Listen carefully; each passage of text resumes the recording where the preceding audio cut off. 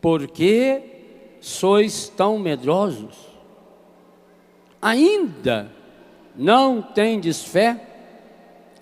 Essas duas perguntas de Jesus querem iluminar nessa tarde o dia de hoje e também esse acampamento que já estamos vivendo desde a sexta-feira. Aliás, esse mesmo tema já apareceu no Evangelho que foi 3 vezes proclamado, 2 por mim e 1 pelo Padre Hamilton, na tarde de hoje. Sinal de que Deus está, de fato, querendo tocar de modo muito concreto nesses pontos chaves da nossa vida de fé. Há uma íntima relação entre o medo e a falta de fé. Por isso, aqui estão 2 áreas prediletas da influência encardida. Com o medo, e essa é a ordem mais repetida em toda a Escritura: não tenha medo, não tenhais medo, não tenham medo. Lançar fora todo o temor. O medo não vem de Deus, medo de nada. Porque o medo, ele tem a sua raiz no passado ou numa projeção do futuro. Por exemplo, tem gente que tem medo, vocês vejam como o encardido é terrível. A pessoa tem medo e não sabe do que ela tem medo. Eu tenho muito medo, padre. Mas e medo do quê? Medo. Mas tem medo de um bicho? Não. Tem medo do escuro? Não. É do quê? Eu não sei, é medo. Olha como o encardido engana a pessoa. Aliás, essa é uma das marcas que o pecado deixa. Eu escrevi um livro sobre isso chamado Cure Seu Coração, onde eu falo nesse espírito de menos-valia, nesse espírito de coitadinho, que o encardido transforma a pessoa. Aí a pessoa começa: não posso, eu não consigo, porque eu sou muito fraco, porque desde pequeno que eu sofro, por isso, por aquilo. Não ter medo. O medo é arma exclusiva do encardido. Claro, eu não estou falando o medo emoção humana. O medo emoção humana é um grande presente de Deus para nós. É porque nós temos esse medo humano que a gente não faz burrada, que você não toma veneno, medo de morrer, que você não pula de um precipício. É o medo que faz isso. É o medo que impede você de ir atrás das coisas estragadas. Esse medo, claro, é óbvio que eu não estou falando dele. Estou falando desse medo possessivo, desse medo doentio que muitas pessoas têm e que o demônio usa para derrubar uma pessoa. Mas Jesus associou a esse medo uma causa. Jesus tem essa pedagogia. Jesus sempre faz perguntas, já sabemos disso. Inclusive de manhã ele também fez, de manhã e de tarde. E muitas vezes Jesus faz uma pergunta dupla. Quando ele faz a pergunta dupla, observe, a segunda pergunta já é pista de resposta para a primeira. Mas então por que ele faz em forma de pergunta? Faz em forma de pergunta para que cada um possa cair em si. Porque o ser humano não é um fantoche. Jesus não ensina decoreba para ninguém. Tanto não ensina decoreba que você pega textos do Evangelho sinótico, quer dizer que seriam textos narrando o mesmo episódio, e muitas vezes a fala do texto tem pequenas diferenças, como esse que nós lemos de manhã. Se você lê-lo em Mateus e lê-lo em Lucas, só olhar lá na sua Bíblia que você vai achar a citação, você vai ver que é a mesma cena, é o mesmo episódio, mas de modo diferente, que cada um fez a sua experiência a partir daquele fato. Jesus não ensina ninguém a decorar. Jesus nunca preocupou com decoreba. Não há nenhum momento do Novo Testamento que apareça Jesus treinando os apóstolos. É engraçado isso. Jesus não deu aula para os apóstolos. Jesus não reunia os apóstolos, agora vou ensinar as coisas para vocês. Ele ensinava a partir da prática. Para o povo ensinava em parábola. Quando chegava em casa, na intimidade, falava pessoalmente com eles. Explicava-lhes aquilo que o povão não adianta. Ué, a pessoa não tem formação, a pessoa não tem estudo, ainda mais aquele povo lá, tudo de outra religião, fariseu, doutor da lei, e ainda entendia, e o povão, coitado, não entendia a palavra.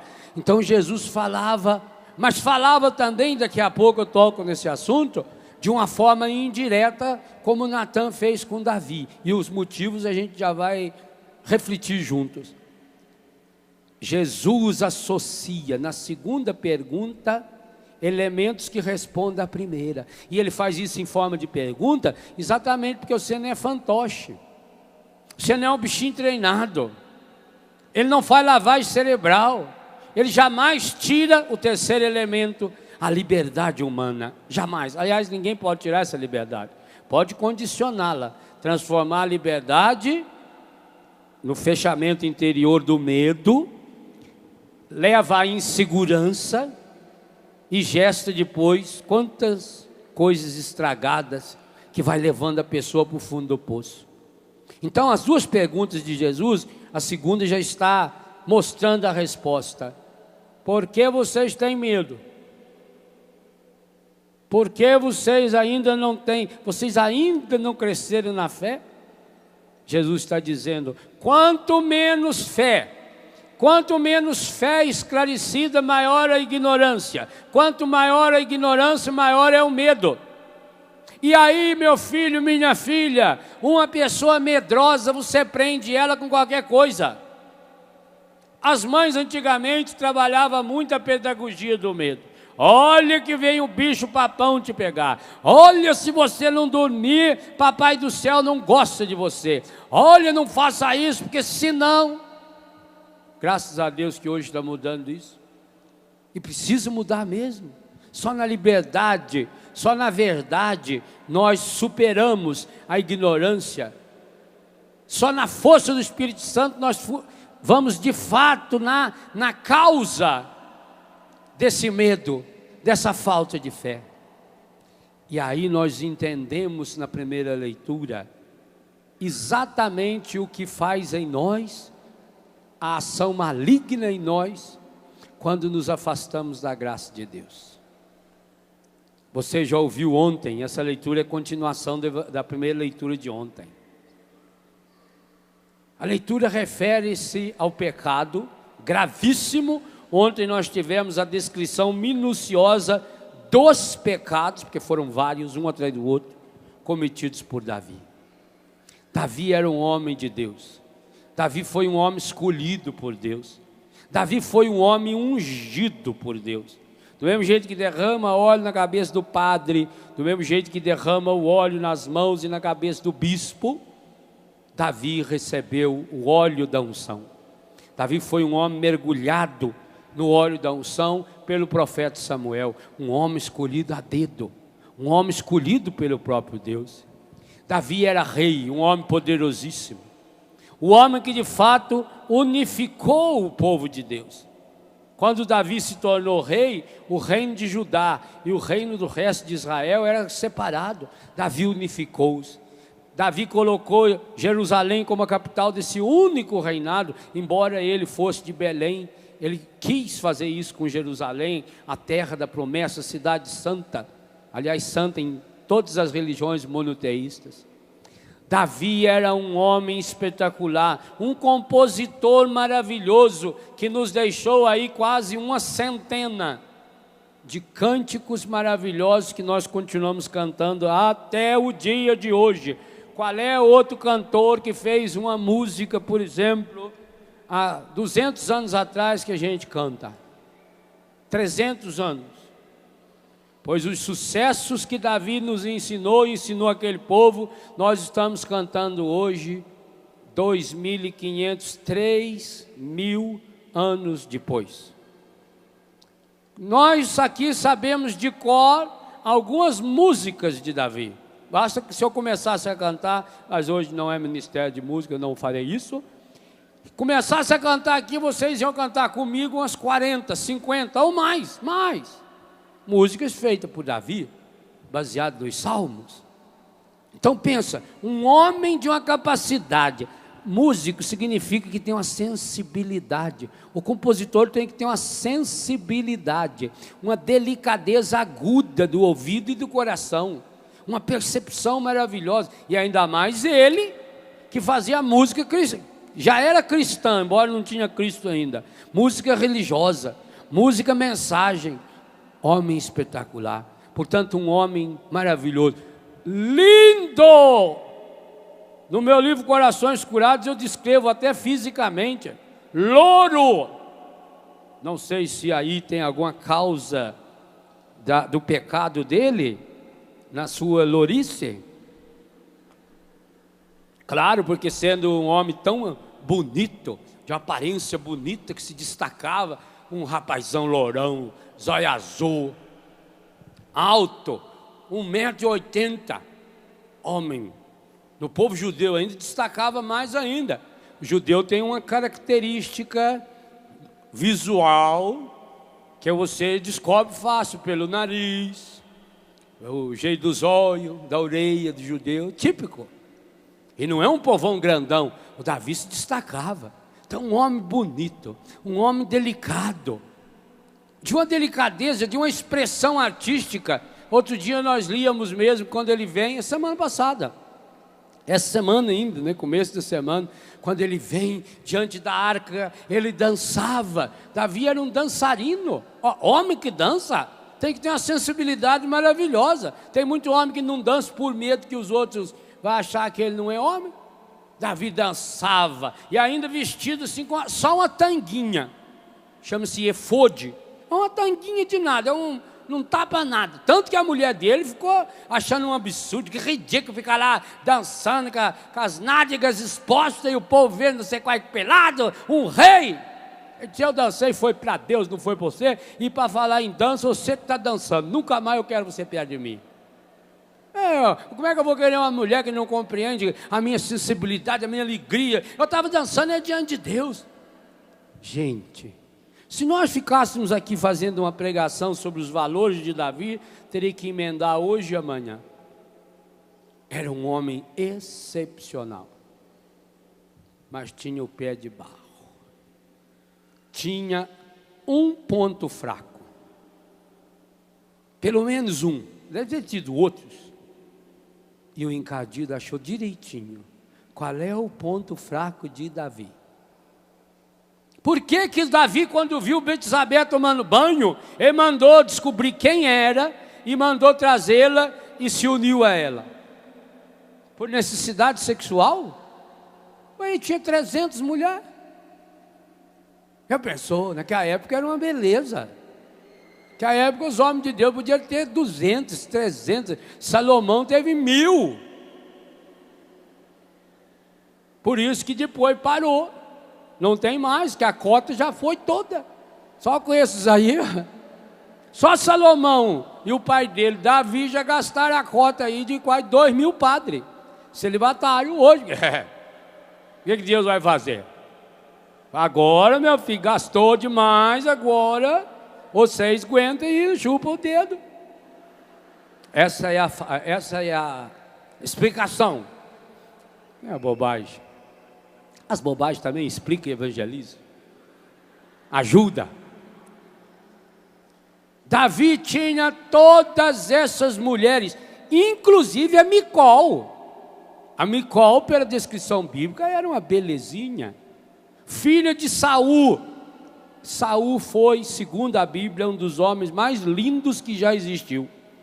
Um homem também grande, um homem que se sobressaía, diz o profeta Samuel, ou melhor, o livro do profeta Samuel. Quem disse nós não sabemos, qual é o autor nós não sabemos.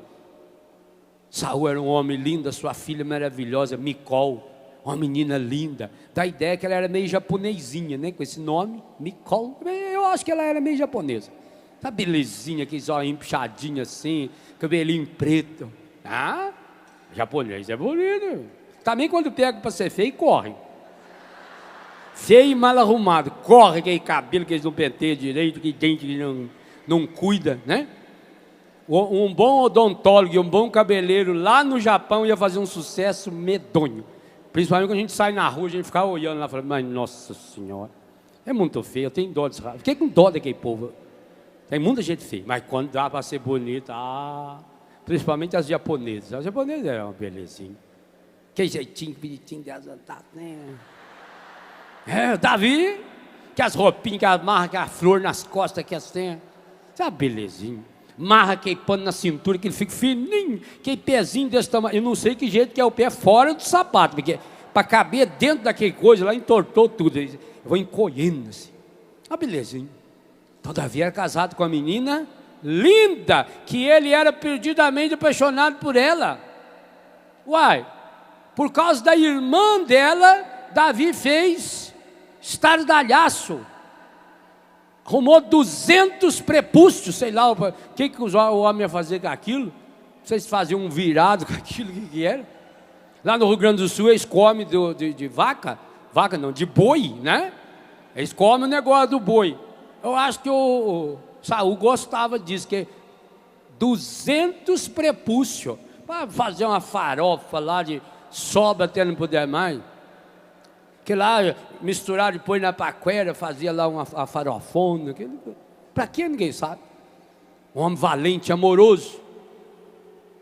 Então não era uma necessidade, ele tinha mulher bonita. Não era por carência. Até porque na guerra não poderia se unir a ninguém. Davi peca por causa do seu ponto fraco. Peca porque alimenta a visão de modo errado. Levanta depois do almoço, dorme tempo demais, aí levanta à toa, não tem o que fazer. Quem não tem o que fazer, acha. Aliás, quem não tem o que fazer é um perigo para a sociedade. A pessoa fica à toa. Aliás, quem mais reclama da vida é quem não tem o que fazer. Quem tem o que fazer não reclama. Quando você precisar de alguém para ajudar você, procure a pessoa mais ocupada que você conhecer. Quem tiver tempo sobrando, a pessoa que tem tempo sobrando é preguiçosa. Ela usa o tempo para reclamar da vida. Ela está sempre atrasada para ir para lugar nenhum. Ela precisa sempre chegar, não sabe aonde nem para fazer o quê. Por isso ela para em qualquer lugar, enrosca em qualquer coisa, não faz nada. Não produz, não lê um livro, não reza, é uma tristeza. Davi estava nessa preguiça. Demônios meridianos, já diziam os padres do deserto. E ali sem fazer nada, à toa, olhando para todo lado. Quem não sabe para onde vai, olha para todo lado. Quem sabe para onde vai, fixa o olhar. Os padres da igreja falam isso. Se você quer ser uma pessoa santa em Deus, eduque os seus olhos, não fica olhando para todo lado não. Quem fica olhando para todo lado enxerga o que não deve, enxerga o que não deveria enxergar. Davi está lá, à toa olhando, de repente, coraçãozinho do velho acelerou, ele bateu o olho, e estava lá uma cavalona, aquelas mulheres mesmo de espetáculo, tomando banho de cachoeira. Olha a distância que ele está, lá na cachoeira, longe, do outro lado. Ele está aqui em cima no palácio. Vocês vejam o que o pecado faz. O pecado tem o poder do zoom. Aliás, eu queria ensinar vocês que a máquina fotográfica moderna também tem. Da onde você estiver aí, você aperta um botãozinho, você vai ver eu pertinho. Faça a experiência. Não precisa entrar dentro da pessoa para tirar retrato. Antigamente, precisava na Aparecida do Norte, o retratista tinha que enfiar a cara naquele saco e ficar ali. Agora não, agora tem zoom. Da onde você estiver aí, você aperta um botãozinho assim, ele chupa a imagem, você vê essa coisa espetacular aqui, aí pertinho. Então não precisa mesmo. O pecado tem zoom. Quando...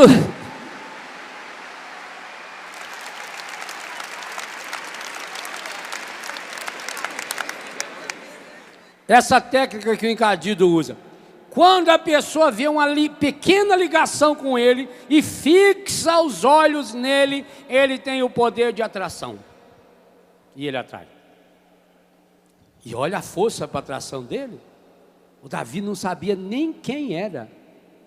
Não é que o Davi estava apaixonado nessa mulher e cometeu um momento de fraqueza. Não, o pecado dele é muito pior do que isso. O pecado dele é da irresponsabilidade, da indelicadeza. O marido dessa Betsabé estava na guerra. Ele nem era do povo de Deus, ele era um hiteu, um hitita. Ele estava lá na guerra defendendo Davi, por isso que a mulher dele estava ali, sozinha, tomando banho de cachoeira. É o pecado da indelicadeza, da insensibilidade. É o pecado do orgulho prepotente, de achar que eu mando na vida, no corpo e na alma dos outros. E por isso Davi dá uma de cuviteiro e vai atrás de informações e fica pedindo para os servos lá descobrir quem é a mulher. E depois que descobre, aí vai e pede também para os auxiliares ir lá buscar a mulher. Um homem, o rei, escolhido por Deus, o rei de todo o povo de Deus, inclusive nosso, até hoje, o rei do qual nasceu Jesus, mas que dominado pelo pecado, alimentado pelo pecado, inspirado, dominado pelo encardido, é capaz de ir caindo, ele vai descendo, ele vai descendo o nível, primeiro se transforma num voyeur, que é uma doença sexual, típica do adolescente e do desequilibrado que hoje ainda compra essas revistas de pornografia para ficar olhando aquilo ali. Eu não sei como é que uma pessoa que tivesse um pingo de inteligência abriria uma revista daquela para olhar. Isso é um disparate. Ele foi sendo reduzido, depois se reduziu como se fosse um moleque que fica pedindo ajuda de colega, e no caso dele não é nem de colega, é dos servos. Vocês imaginam a imagem que esses servos passaram a ter de Davi? Você imagina eles pensando, você imagina as fofocas deles depois, entre eles. Soube que eu tive lá na Betsabé? Estou sabendo, porque é claro, o chefe está doido nela aí, né?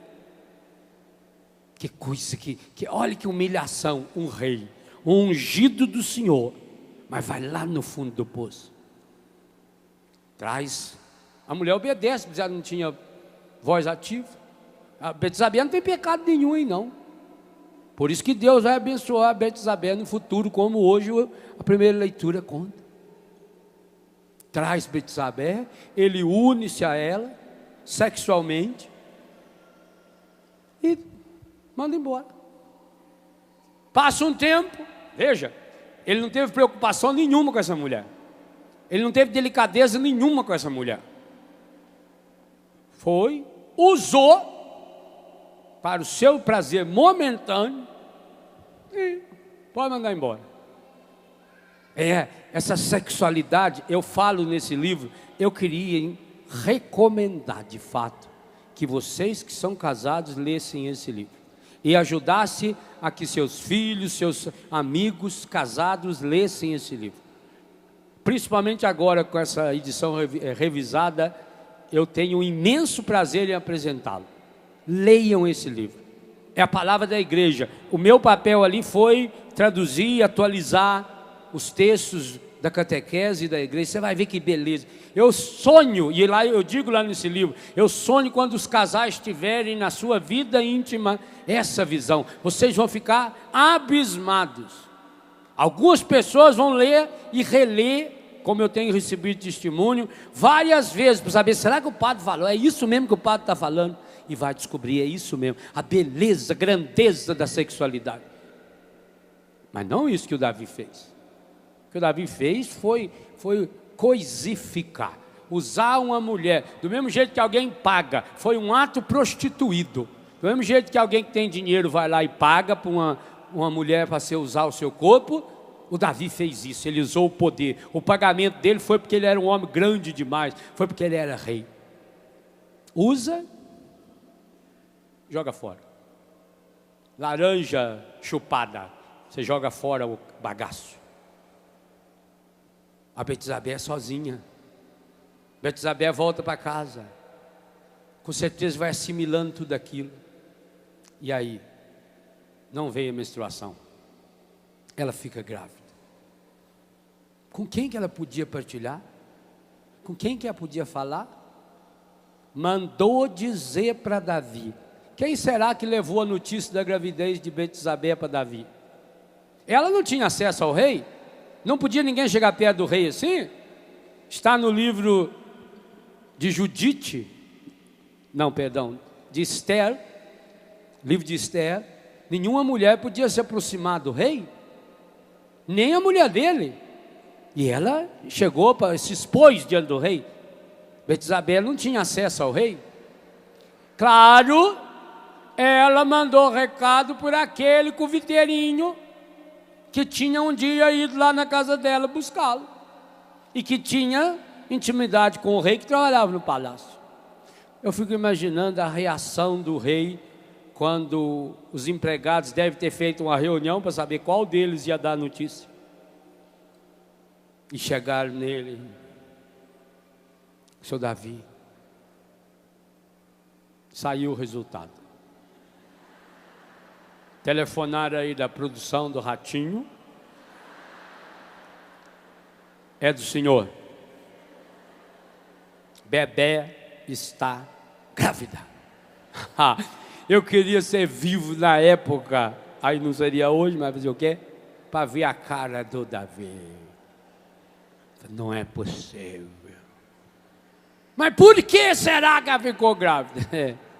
Aí Sua Excelência é o senhor que pode responder.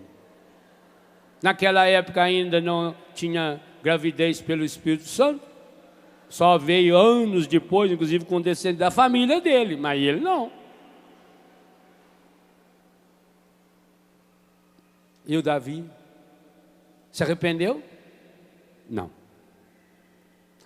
O Davi, ao invés de achar uma solução correta, se arrepender, ele vem com máscara de novo. Por isso que eu estou falando. O pecado leva a pecado, em cima de pecado. A pessoa, quando entra no pecado, ela vai tapando o pecado. Vai um degrau de pecado, é um atrás do outro. Se você não romper com um pecado que você já está vivendo, pode saber, você vai fazer pior. Nós não temos limites para a imbecilidade que o pecado provoca em nós, não. Cada vez nós vamos querer. Olha a história do cigarro que eu contei hoje de manhã. Cada vez nós vamos querer mais. E hoje sai do cigarro, aí vai para maconha, vai para cocaína, vai para LSD, vai para crack, vai para... É uma coisa do sexo, é uma corrente progressiva.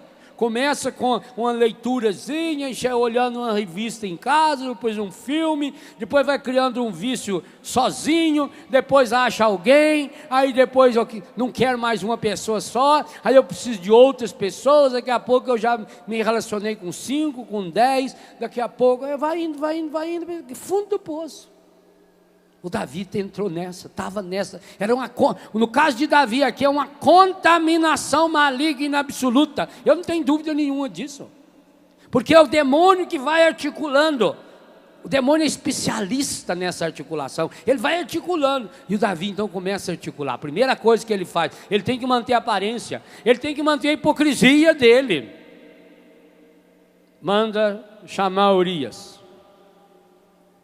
o marido. Urias veio, se encontrou com o rei o recebeu em audiência. Olha Urias a importância, e deu a ele uma ordem: vá para casa, tome banho, durma. Só que Urias não foi. Urias, que era um ateu, que estava servindo Davi, era melhor do que ele.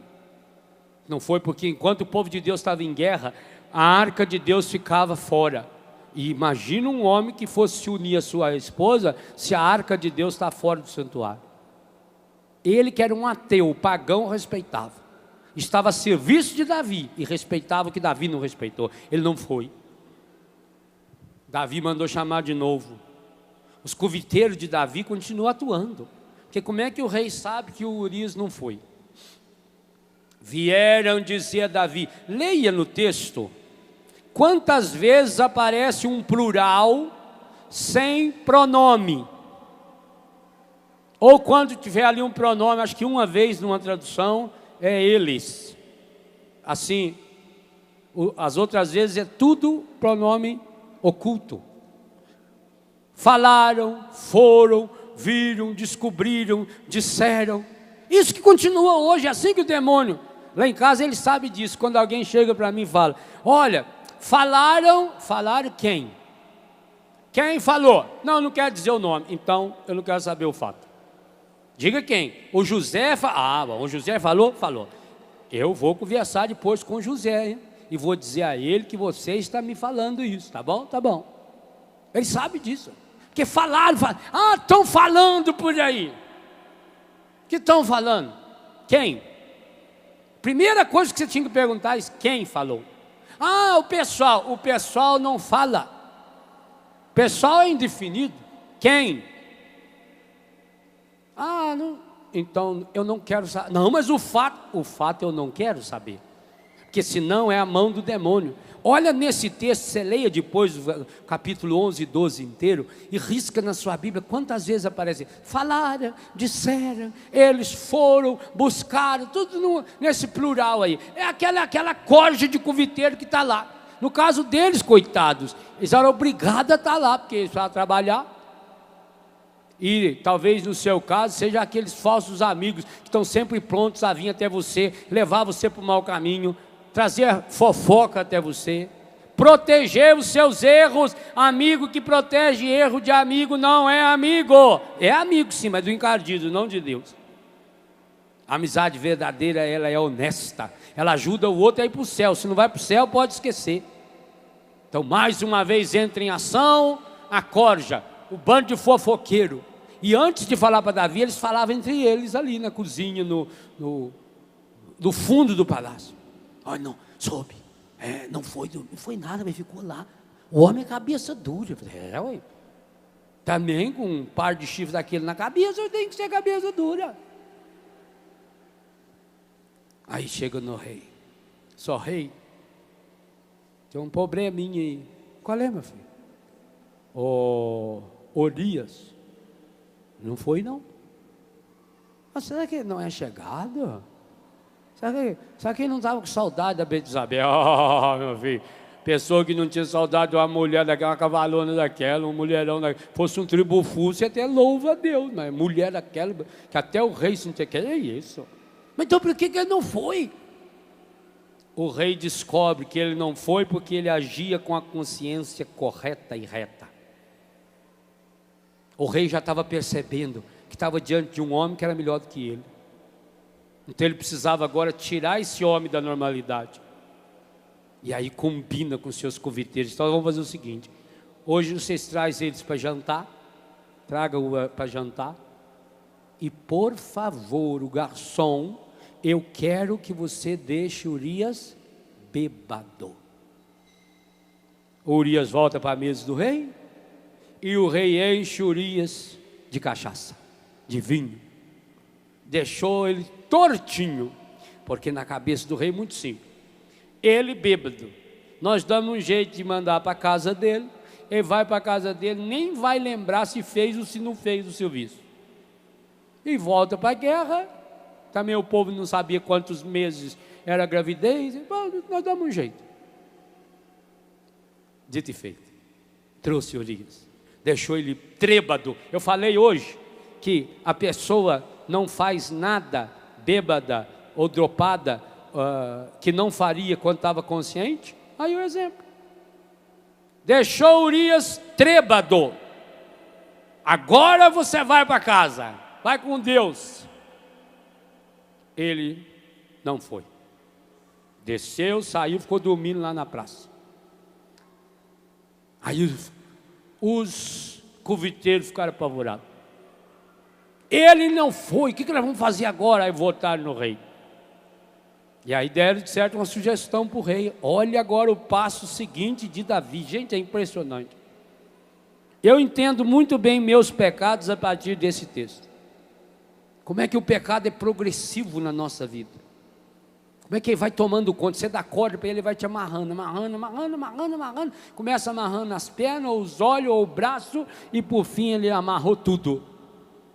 Davi já estava agora tomado pelo demônio, completamente.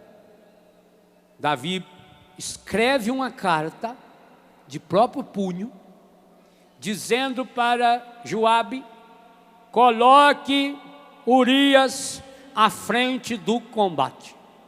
Agora ele já tinha mais um cúmplice para saber da morte. Olha que absurdo! Como é que um homem nesse nível manda uma carta daquela? E se essa carta extraviasse, se caísse pelo caminho, com o carimbo do rei, era uma ordem real, carimbada. Isso é um absurdo. Davi não pensou nas consequências, porque confiava no humano, inclusive no chefe do seu exército, Joabe, companhia limitada. E quem levou a carta? Urias. Para mostrar e demonstrar que esse homem de fato era um homem de Deus, um homem que tinha valor, que o que faz uma pessoa não é o cargo, não é a posição, não, isso é uma bobagem.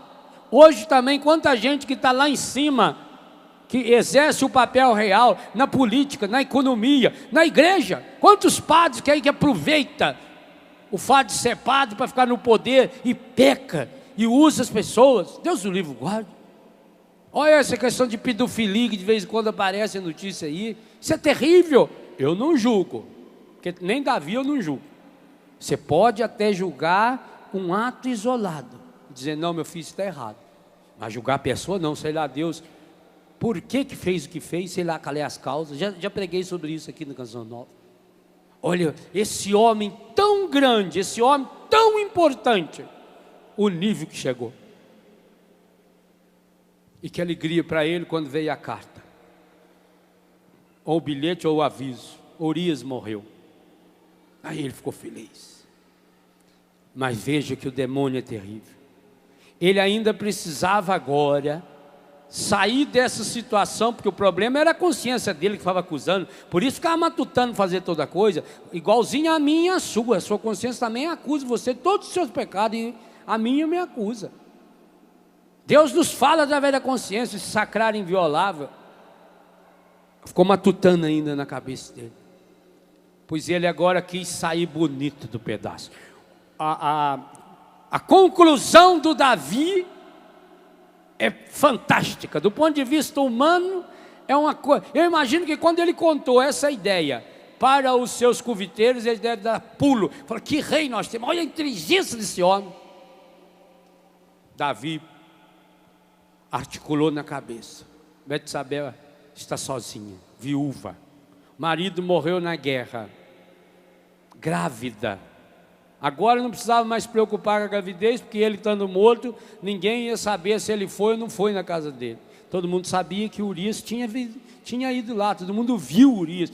Vocês acham por que o Davi recebeu ele lá em cima no palácio? Para que o maior número possível de pessoas visse que Urias estava na cidade. O demônio já articula, mostra que ele veio e todo mundo, certo, mandou até espalhar. Ah, sabe quem que teve aí? Urias. Esteve com o rei. Nossa, que coisa. Agora era importante que todo mundo visse a bondade de Davi. Um rei que, tendo tantas mulheres, foi buscar a pobre mulher de Urias. Está certo que era um espetáculo de bonita, mas que linda atitude do rei, e buscar essa mulher, trazer e protegê-la. Olha que beleza. Esse foi o cálculo dele, e assim ele fez. Ele trouxe Betsabé, ela morando com ele agora, gravidez foi indo, quem sabe 6 ou 7 meses depois desse episódio, nasceu a criança, o menininho, um rapazinho, tudo maravilhosamente bem. O menino nasceu, feliz, parecia tudo bem, quando entra esse contexto que nós ouvimos agora. Aparece o profeta Natan. Quer dizer, Natan é o nome dele. Nós vamos pensar que na época já tinha empresa. Não era nem na Varig, nem na Gol, era o Natan. Por favor, o pessoal da TAM, depois manda aqui para nós a contribuição para ajudar na campanha desse mês. Vocês estão sobrando mesmo. Nós também queremos um tapete vermelho aqui, igual vocês têm lá no avião. Veio o profeta Natan. O profeta veio, foi muito bem recebido. Davi tinha um bom relacionamento com os profetas, com os sacerdotes. Isso é típico desses poderosos. Você pode ver que chega a época de eleição, os políticos dão um jeito assim de se aproximar da gente. De mim não, porque não tem nenhuma preocupação em tratar bem, a não ser aqueles que são meus amigos. Se eles são meus amigos, eu vou tratar bem sempre, independente se é político ou se não é político. Aqueles do poder, eles têm uma intimidade fácil com os religiosos, e tem muito padre também que quer ter essa intimidade com eles, até porque precisa do poder político para realizar as outras coisas. Davi recebeu Natan, mas a que deva a honra dessa visita? Senhor rei, eu estou com um probleminha aqui, eu queria saber a opinião do senhor. O senhor é um homem que tem um discernimento tão acentuado. O profeta vem até mim para pedir o meu conselho. Davi enche de orgulho. Pois não. Imagina, quem sou eu para aconselhar um profeta? Mas qual é o problema? Senhor rei, tinha um senhor que ele era muito rico, tinha um monte de ovelha, mas ele era meio mão fechada. Então chegou uma visita para ele, e ele, para não matar uma ovelhinha, depois você releia a primeira leitura de hoje, eu vou só resumir aqui, para não matar uma ovelha dele, o senhor sabe que ele tinha um rapazinho que morava lá perto da casa dele, pobre de tudo, só tinha uma ovelha, é pobreza mesmo, porque é para arrumar trato para uma ovelha, é restinho de comida. Comia na mesa dele, dormia com ele no quarto. Uma ovelha que ele criou desde pequenininha, deve ter ganhado um filhotinho. Tinha um amor naquela ovelha. Pois o senhor imagina que aquele descarado do rico, o dia que veio essa visita, ao invés de pegar uma das dezenas, centenas de ovelhas que ele tinha, ele não mandou roubar a ovelha do pobre, matou a ovelha e deu o banquete. O rei ficou louco, levantou-se do trono e falou: esse homem não vale nada, esse homem tem que ser morto. Olha a facilidade com que ele julgou o outro. E o Davi teve que escutar a palavra mais maravilhosa do ponto de vista da salvação, mas humanamente a mais dura das palavras. Eu queria pedir a Deus que mandasse um Natan na minha vida, para meter o dedo na minha cara e falar: esse homem é você. Já pensou? Que coisa, gente. Eu fico imaginando, eu leio a Bíblia com a minha imaginação, eu fico imaginando os detalhes. Eu leio a Bíblia tentando ler o que não está escrito, as entrelinhas. Porque eu costumo dizer que as palavras mais importantes são aquelas que a gente fala quando não diz. É a palavra do silêncio. Então eu, quando leio a Bíblia, eu fico nas entrelinhas. Eu às vezes leio um texto desse, eu fico horas matutando na minha cabeça. Dirigindo, eu vou matutando.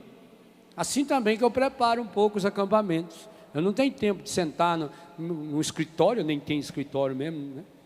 De sentar numa mesinha lá e ficava fazendo pesquisas da internet. Eu não tenho tempo para isso, não. Eu faço isso guiando no meu carro. Eu vou sozinho de uma casa para outra, são 3, 4 horas de viagem, 6, 7 horas em algumas casas. Aí eu vou pensando, vou matutando naquele texto, ilumina, isso ajuda muito. Você também pode fazer isso. Então, mesmo quando eu estou caminhando lá em casa, ou algum trabalho que estou fazendo, eu estou matutando. Então eu fico matutando. E essa cena é uma daquelas que a gente queria ter assistido. Vocês imaginam, primeiro a coragem do Natan, e segundo a cara do Davi. Isso eu queria ter visto. Pena que não tinha alguns de vocês lá fotografados para mandar para nós naquela época. Ao você olhar a cara, meu Deus, que coisa impressionante. O que será que... Gente, nós não estamos falando de uma falha. Nós estamos falando de um pecado que o Davi articulou. Nós estamos falando de algo que já demorava um ano inteiro depois, entre o dia que Davi engravidou Betsabé até o dia que chegou Natã na sua casa, demorou pelo menos um ano, pois o menino já tinha nascido. Leia o texto aí. O rapazinho já tinha nascido, já fazia um mês. Acredito até que se Deus esperou nascer, esperou passar também o resguardo. Um ano no mínimo, um ano. Davi, quem sabe já tinha até esquecido. A gente esquece fácil o mal que faz. Davi já tinha esquecido. E quem sabe os seus conviteiros até pensavam isso. Às vezes parece que Deus está dormindo na barca agitada da nossa vida. Por quê? Porque Deus não nos castiga. Porque o pior de todos os pecados não é obstáculo para o amor de Deus. Deus continua amando, Deus continua derramando suas bênçãos sobre todos nós pecadores. O Davi, na sua petulância, com que facilidade ele manda matar o homem. Mas ele tinha matado, pela mão dele ele escreveu, ele comunicou a morte de um homem que era aliado dele, mas tinha esquecido. Nós somos assim. Quando nós vivemos do passado, a gente só se lembra das coisas ruins que os outros fizeram, mas que a gente fez, imagina, esquece. Porque tem gente que vem confessar, dá vontade de enfiar a mão na pessoa, mas não pode fazer isso. A igreja não nos permite enfiar a mão na fuça da pessoa, mas que há situações que a gente tem vontade de chapuletar as ventas dela assim, com as costas da mão para não deixar marca. Padre, faz 10 anos que eu não me confesso. Meu filho, que bom que está vindo agora, né? Eu fico feliz. 5 anos, 10 anos, ótimo, que bom. Um padre amigo meu de Curitiba, o padre Júlio Lemfers, uma vez atendeu um velhinho que fazia 70 anos que ele não confessava. O padre perguntou: qual é a última vez que o senhor confessou? Eu falei: 70 anos. Não quero saber a idade do senhor, não. Quero saber a última vez que o senhor confessou. Nem então, foi 70. Eu tinha 8 anos na primeira comunhão, depois nunca mais, vai deixando. A pessoa então fala: faz 10 anos que eu não me confesso, 20 anos. Então conte os seus pecados. Aí ela fala uma decoradinha de 2 ou 3, faltei à missa, e pior quando fala, faltei à missa 4 vezes. Em 10 anos você contou 4 vezes, faltou. Mentirosa. Desobedeci meu pai com a minha mãe, pai é vivo ainda, não morreu em 14. Está até hoje desobedecendo. Pensei coisas que não devia, e acho que é só, padre. Em 10 anos, você é incompetente até para pecar. Meu filho, eu em 2 minutos eu sou capaz de pecar uma lista que vocês não imaginam. Esse intervalo de ir beber uma água e voltar, eu peco com facilidade. Eu tenho uma facilidade muito grande para pecar. Para pecar e para dormir, as minhas 2 facilidades. Apago. 10 anos. Isso é o sinal do quê? De santidade? Não. Se fosse de santidade, não ficava tanto tempo sem confessar, porque a igreja manda confessar todo ano. Isso é consciência relaxada. Isso é porque a pessoa não parou para fazer um autoexame, um exame de consciência. Isso é porque a pessoa não caiu em si. E é o que vai tratar o salmo composto por Davi. Naquela hora, aquela palavra, e aí nós entendemos o método das parábolas de Jesus. Se o Natã chegasse para Davi e dissesse: excelência, preciso falar seriamente com o senhor. Pois não. A respeito de um problema que sua excelência andou fazendo alguns meses, 1 ano, 2 anos atrás. O Davi já ia se armar. Ele não ia acolher a palavra. E o Natã não foi lá para condenar Davi. Eu não estou aqui para condenar você. Quem sou eu? O homem de Deus não condena ninguém. Porque o que tinha que ser condenado, Jesus já condenou. a vitória de Jesus sobre o demônio. O demônio é um derrotado e sabe disso. Por isso que o modus operandi dele, como falamos hoje de manhã, é o estardalhaço, essa barulheira, é ficar agitando a água para ver se os apóstolos caíam na história. Jesus o despreza tanto que está dormindo. Final do dia, cansado. Que diferença do dormir de Jesus com o dormir de Davi. Você vê que os dois têm dormindo. Davi estava dormindo, acordou para ir fazer bobagem. Jesus dormindo, acordou e fez o milagre. Essa é a diferença. Quem vive a intimidade com Deus, até o seu sono tem diferença. Davi tinha essa marca do pecado, Jesus não tinha. E não se esqueça que eram parentes.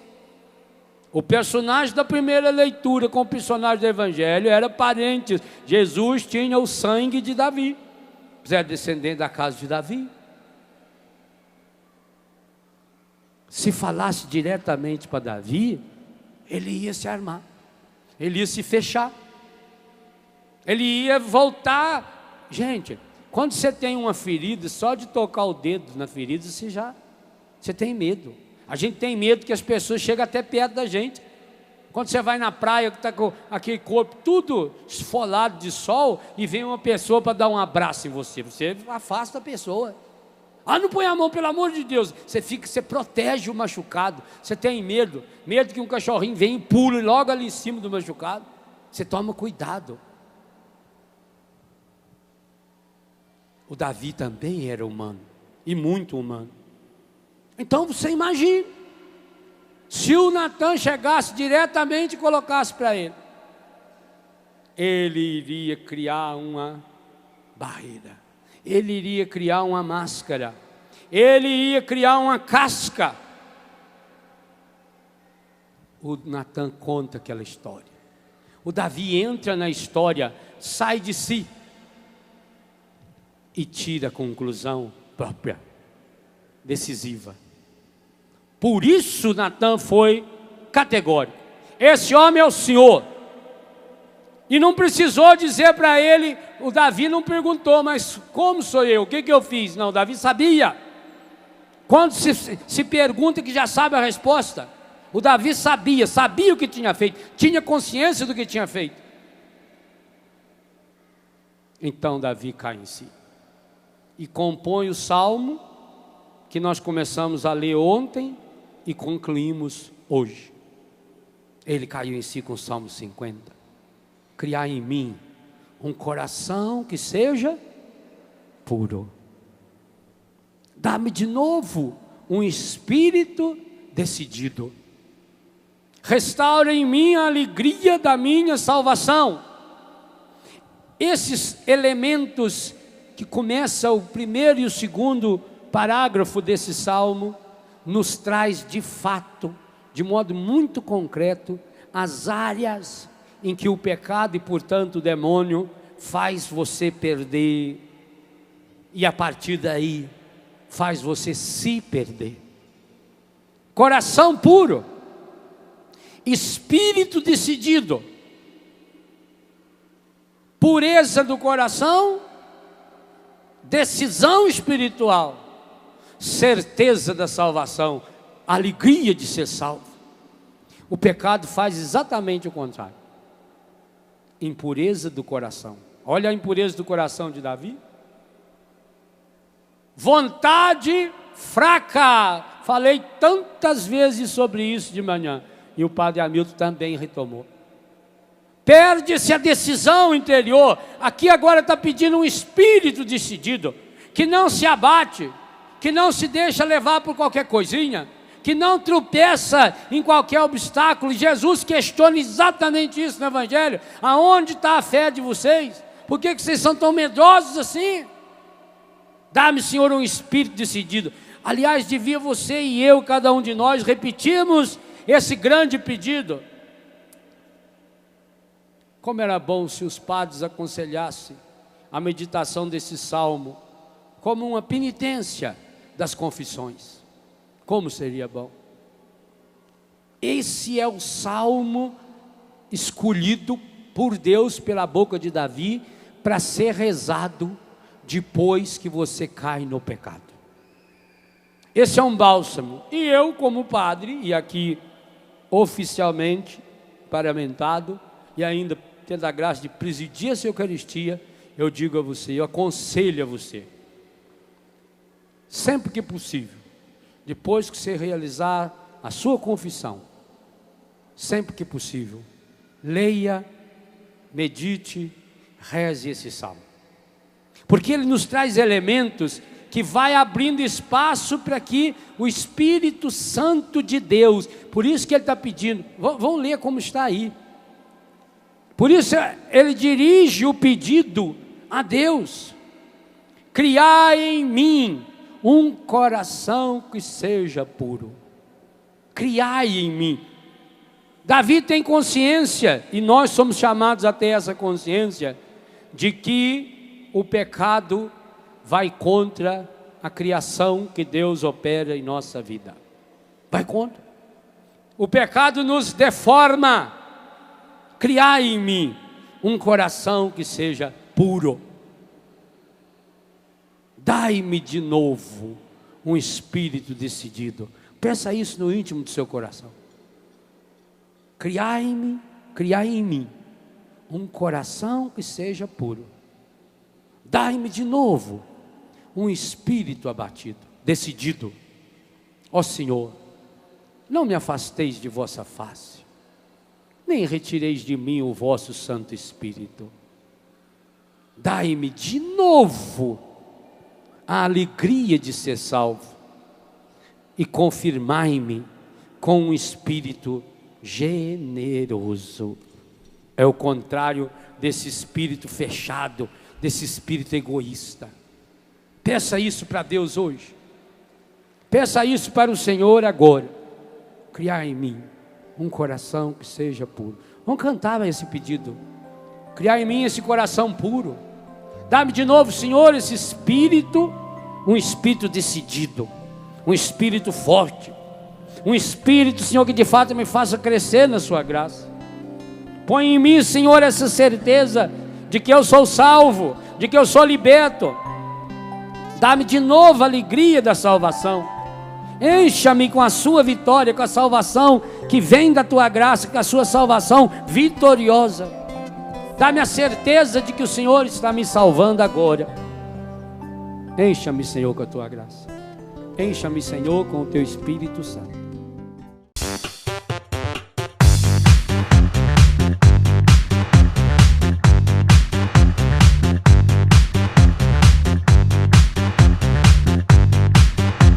CançãoNovaPlay.com. Assine já!